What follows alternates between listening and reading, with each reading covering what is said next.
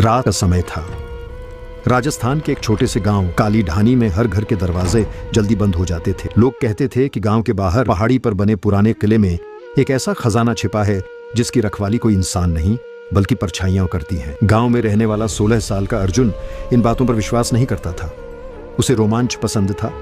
उसके दादाजी अक्सर एक पुराना नक्शा निकाल कर देखते और फिर उसे लकड़ी के संदूक में छिपा देते। एक रात अर्जुन ने चुपके से वह नक्शा निकाल लिया।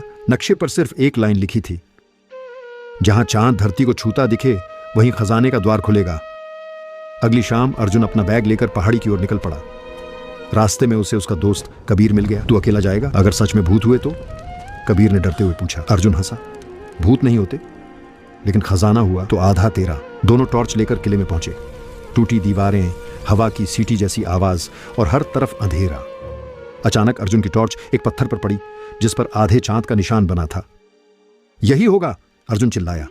उन्होंने पत्थर को धक्का दिया। भारी आवाज के साथ जमीन का एक हिस्सा खुल गया। नीचे सीढ़ियां थीं। दोनों धीरे धीरे नीचे उतरे। वहां एक बड़ा कमरा था जिसके बीचों बीच लोहे का संदूक रखा था।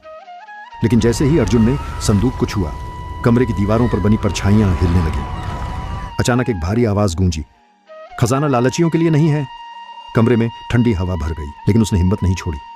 हम चोरी करने नहीं आए, अर्जुन बोला, बस सच जानना चाहते हैं।